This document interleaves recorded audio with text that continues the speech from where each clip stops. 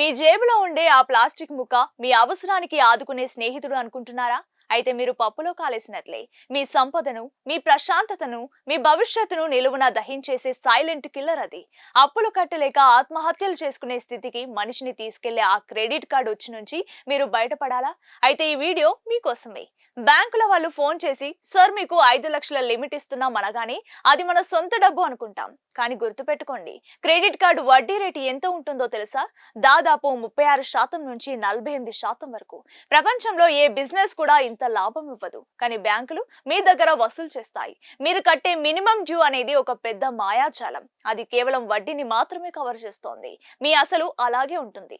మీరు జీవితాంతం కట్టినా ఆ అప్పు తీరదు. మీ ఆదాయం కంటే ఎక్కువ ఖర్చు చేసేలా ఈ కార్డులు మిమ్మల్ని ప్రోత్సహిస్తాయి.